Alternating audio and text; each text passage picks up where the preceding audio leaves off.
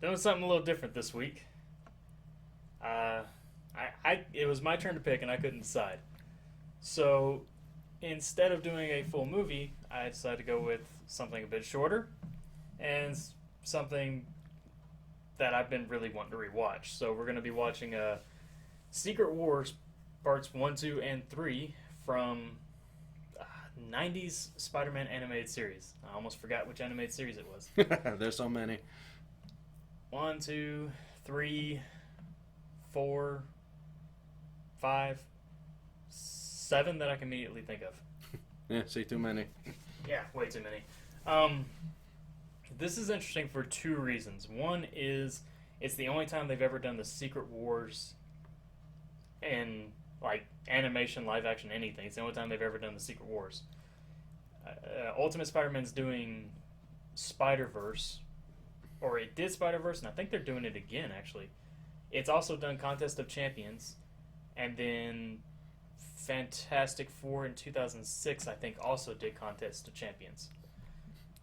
But Secret Wars, first and only time. And I can't remember the other reason it was interesting. Wow. Yeah, I had 2 points, and the other one just left me. I'm like, well, it's the first time they've ever done this. Oh, yeah, it's also...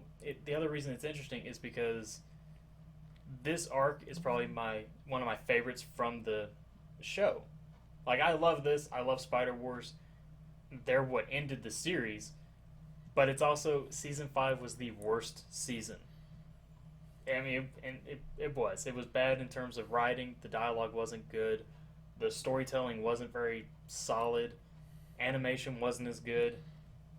And a lot of scenes were reused. And I think even the voice acting was a bit off. And it's just, they had a lot of problems pulling that 5th season together. And while they hoped for a 6th season, never ended up happening. I've heard different stories. One story was someone at Fox didn't like Avi Arad, who was running Marvel TV and Marvel movies at the time. And so they were just like, yeah, your show's done, your animation studio isn't a thing for us anymore, and bye. And that was just it. Then they made a deal with Saban and went out there and made Spider-Man Unlimited. But, I mean, if it had been me, I really would have loved to have seen Secret Wars be the entire season. Because that's the other thing about Season 5. Everything about this season was just random. It starts with the wedding. It goes to 6 Forgotten Warriors, which is just there to introduce Cap, because I don't think he'd been in the show before. They close the door on Hydro Man, and then Secret Wars, Spider Wars. Every other season has had an ongoing theme to it. You know, Neogenic Nightmare was all about turning into Man-Spider. He meets the X-Men. He fights Punisher. Partners in Danger was Black Cat, basically the whole time. And this season was, here's a bunch of things. All of it's very rushed. Instead of really being fleshed out. Now, of course, doing Secret Wars as the entire season, that would have been very expensive for them. Because that's a lot of people you got to pay. Yeah. Yeah, so, of course it makes sense they wouldn't. Now it would be awesome to see, but it just would have been great to see that many characters on screen. But, yeah, so enough about the introductory portion of it. We're watching it on iTunes, so that should make it a lot simpler for everybody to sync up rather than my terrible, terrible job with the Blu-rays. Watching them on the Xbox has made it difficult to get the numbers so I can tell everybody. But this one, I can just look at it and be like, hey, it's this, and this. So we'll do that. It also means we're having to be set up a bit different. And so it makes this very awkward. Because you're like sitting a little bit behind me almost. Just a tiny bit. Yeah. But, yeah, so I'm going to go ahead and I'll hit... Oh. This is awkward. I should move the mouse, actually. Okay, hang on. Hit and play right now. And we're at 4, 5, 6, 7. Yeah, it's 12, 13, 14. That should be enough to get everybody synced up well enough. I almost forgot this was a full-length intro. Yeah, apparently there was a thing about the series. They weren't allowed to say anything about radioactivity.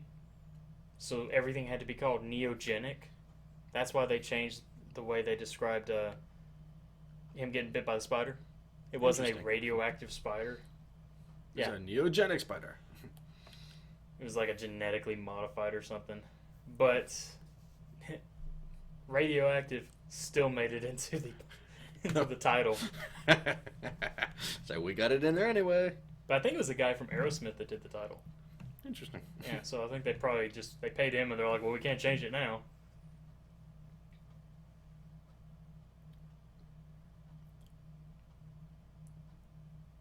Madam Web was super creepy in the series. Just a little. Actually, this was kind of funny. Madam Web has lured me into a trap. This entire time, he's been spending seasons with her at this point. And yet he is still hits points where he's like, I don't trust her.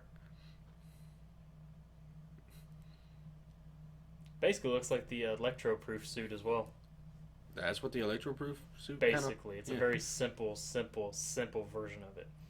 The color scheme is basically what I was getting at. Ah, interesting. I remember it was very bluish. I could have swore it had some yellow in there too.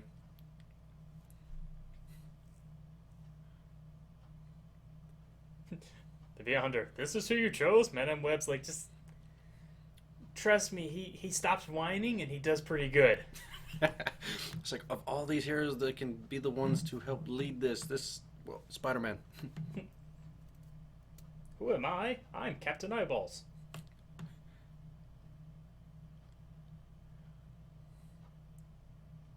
Cut through introduction super quick.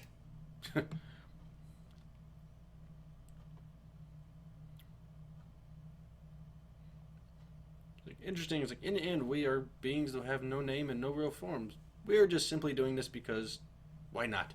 Yeah, but he talks like Madame Web is his partner, but he refers to her as his servant.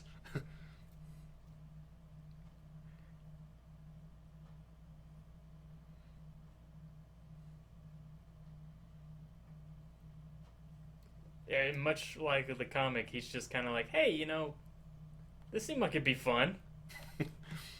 This intrigues me. This is basically the plot for Contest of Champions as well. I feel like playing a game. Me too. All right, you pick a team, I'll pick a team. The difference here is, here's all the heroes, here's all the villains. And in the comic, it was everybody, basically. Huh, interesting. I think that was Marvel's first time really putting everyone in the same arc, I think. I'm not entirely sure, because I can't remember anything about it. It's been a long time. They dropped a whole bunch of villains, and then they had Galactus, who just didn't care. Oh. He's sitting there building a machine. I think at the end, Beyonder was just like, okay, so this Galactus dude is planning on eating this planet. So he's gone. I don't think anyone ever beat him. I think it was literally just he sent him away.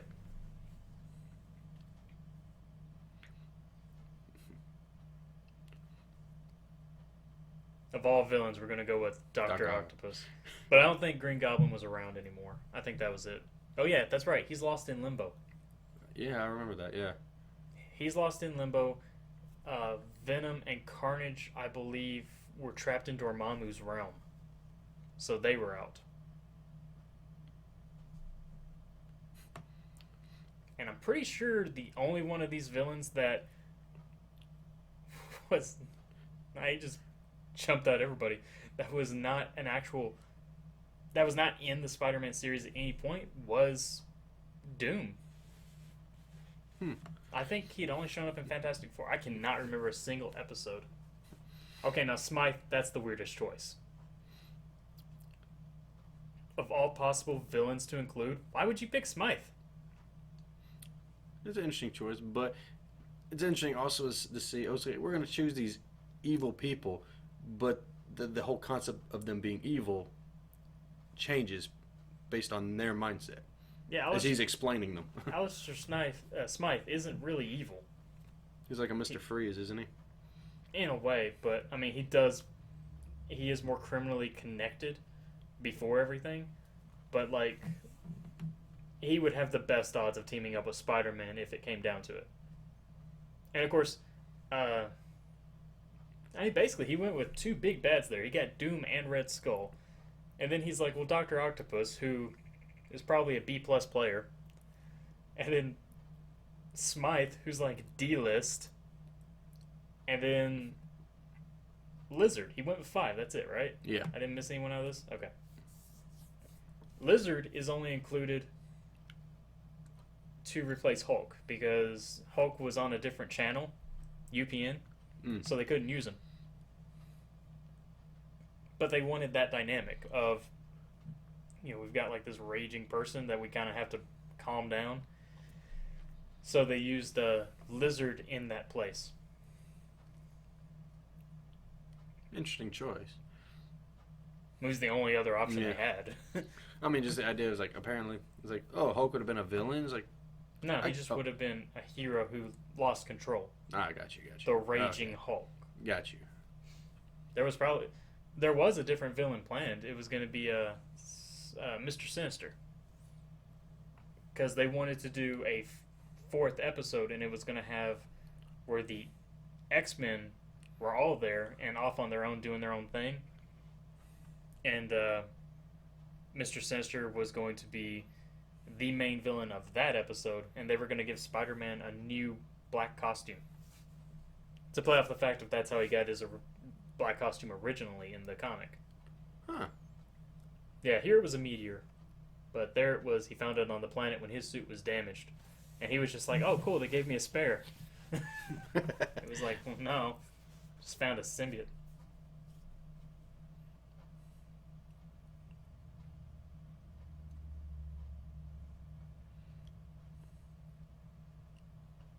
I have the power of a god. So this machine now only has enough energy to transport just a few people. Of course, still interesting. He's like, okay, I'm someone with this power, so I don't fully understand your concept of things, so I'm just going to establish this little experiment thing, just to see how it goes. Don't care what happens. Appreciate the recap of the first 2 seconds. You have summed up what just happened. Most times it sounds very typical of, gods created in most of these shows and whatnot. Yeah, that's the cliche. He is literally a cliche. But he's one of the oldest ones. Like, I think he did it before it became the cliche.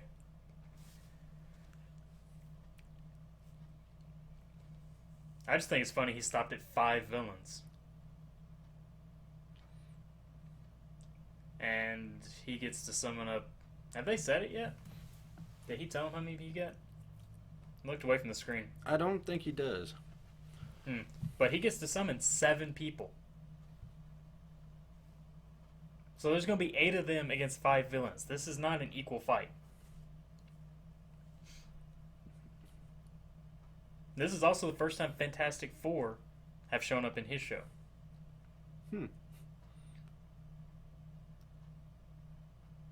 He makes these decisions very quickly.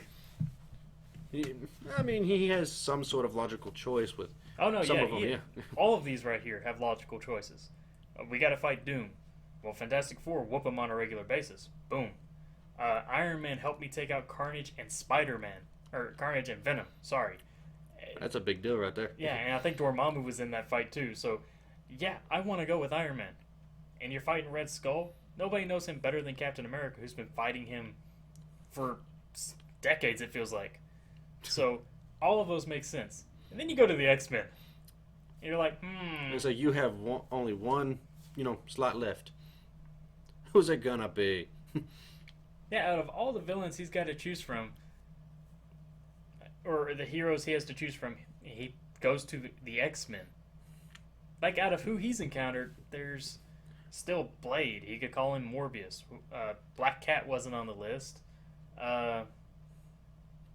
Punisher. That might have been a good one. A lot of options. See, they made heroes fight long before the Avengers ever did it. Lasted 2 seconds, but still. We're all heroes, but we get in the same room suddenly. It's like, oh, we got to fight each other because we don't like being here. Well, it has nothing to do with them being heroes. It has nothing to do with it being the room they're in. It has to do with the fact that they don't know each other. Yeah. So they don't know anything about. They don't. Not everybody shows up and just goes, "Oh, that must be a hero." He's trying to break me in two, guys. You want to stop staring? Maybe. Everybody just kind of walked up and form a perimeter. That is a very weak strategy, especially from Cap. Mr. Fantastic just jumping right in. That was a good strategy because he made some progress. Yeah, so, I mean, you see how this entire thing is playing out? They literally just replaced Hulk with Lizard. Because Hulk would have been there, raging, and then they're like, we got to get the smart brain of Banner to come through. Which is what they, of course, end up doing with Lizard in this case. I just didn't expect him actually being that strong. It's like, oh, we have Iron Man, the Thing, and Captain America all holding you down, but you apparently are stronger than them. I didn't know he was that strong. Hulk, I could have seen it. That's why I think he was just like a copy-paste, as I said. I got you. Yeah. I mean, he's pretty strong, but I don't think he tops the Thing, who has gone toe-to-toe with Hulk in this universe even. Because I'm pretty sure Hulk counts as being in this universe. Because he has crossed over with Fantastic Four. And the only Fantastic Four voice actor to return for this was Human Torch. Yeah. The dude running Spiderman wasn't a fan of the show.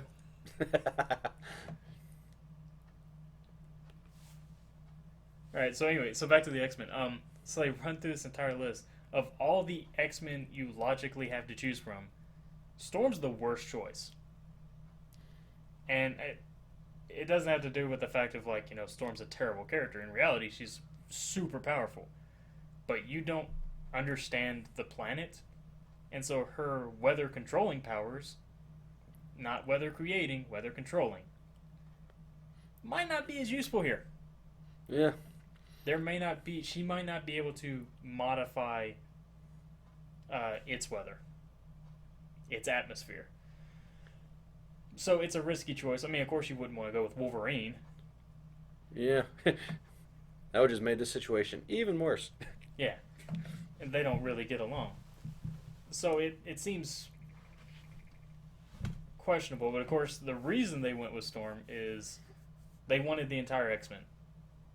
Too expensive to fly them out from Canada. Just to record a few episodes. The 2 episodes they did in like season 2 or 3 or whatever it was, that was a very expensive pair of episodes. The girl that did Storm, though, was based in California. So they were able to just call her up and be like, hey, come do a thing.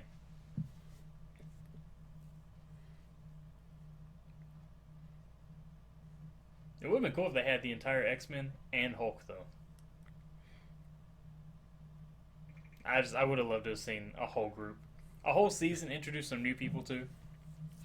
It's like, and we're going to definitely bring more villains in for this. Yeah. Well, I mean, if you got a whole season, oh yeah, you need about a dozen villains, basically. Or if you go for a dozen heroes, you'd want about probably 8 or 9 villains. Yeah. More major players. And this was in that stretch of time where Cap just was not a big deal. Of course, it was no one really viewed Iron Man as a big deal either. Yet he's the one that got his show. The world has always liked Captain America, but it wasn't until the Iron Man movie that the entire world was just like, man, this guy's awesome. Even though he was a, you know, A-lister, main eventer in Marvel for decades.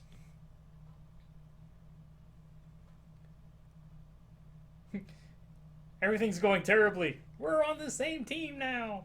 It's like, when the death worms appear, we shall rally. Yeah, laser shooting Mongolian death worms with tentacles. They show up and they start whooping us. Well, I guess we're okay now.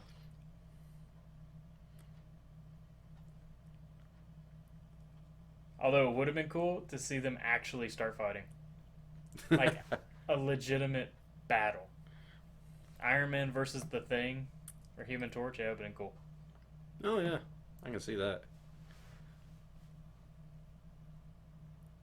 Oh yeah, the Fantastic Four show also didn't really take Sue Storm very seriously either. She's literally the strongest person on that team. But no, put up a force field. She's sweating. She's just a girl. She can't do it by herself. That's basically what they're saying. Mm-hmm. Oh, they've abandoned lasers for the power of the headbutt.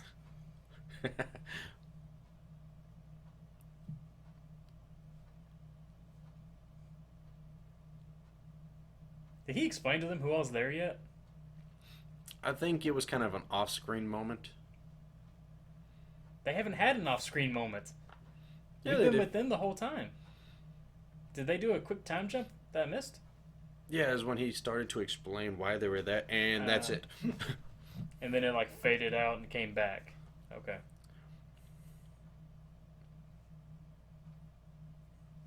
You're more powerful than this. It's like, I understand it's a big force field and a lot of things are hitting it, but come on. Well, the weak version of her, yes, that's a strain. Yeah. The powerful version of her, she would have blasted the force field out and blown them all away.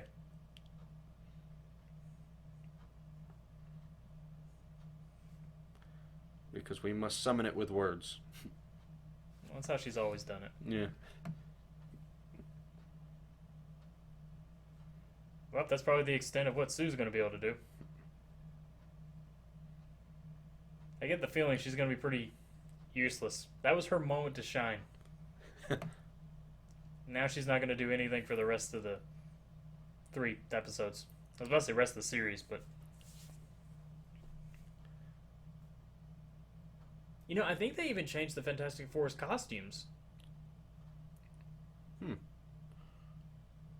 I don't think that's what they had in the second season. I actually did like the show. Second season better than first.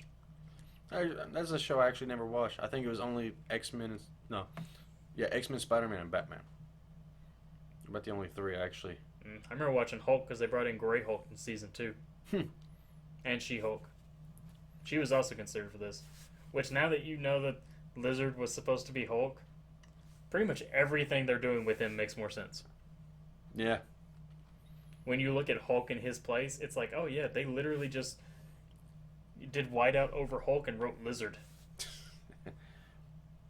Whiteout over Bruce Banner and wrote Kirk Connors.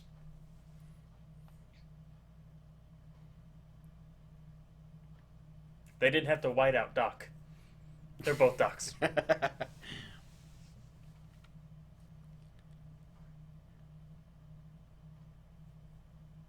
It's a good thing that none of those other leaders ever disputed him as being leader.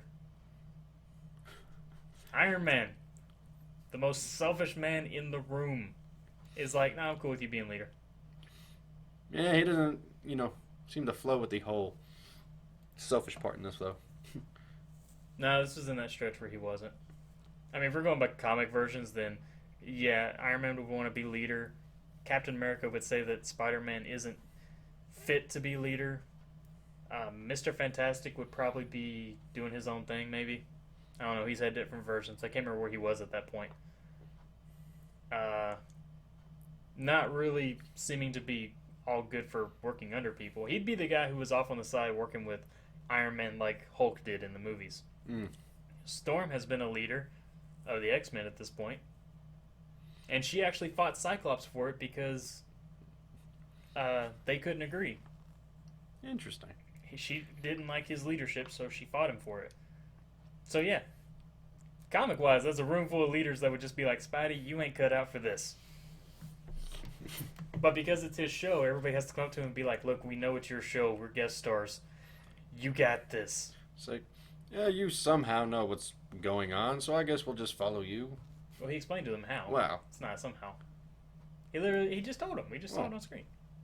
He's like, hey, But because he's the one who knows brought into this, is like, yeah, I guess we'll follow you. Yeah. I felt fast. I felt like it was 10 minutes in.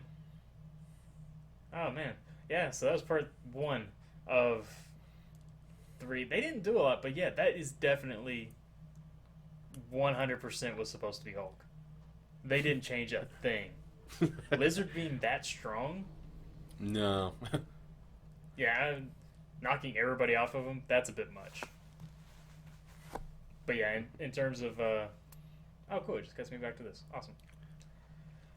But yeah, in terms of everything else, it's just, I was about to actually repeat the exact same thing I just said. Are you turning into me? Yeah, I am.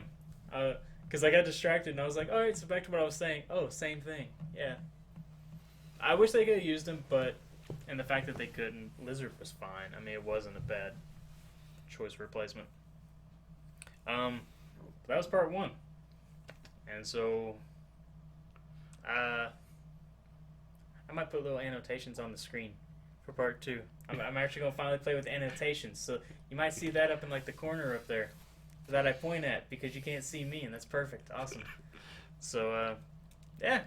Thanks for watching. We'll see you in part 2.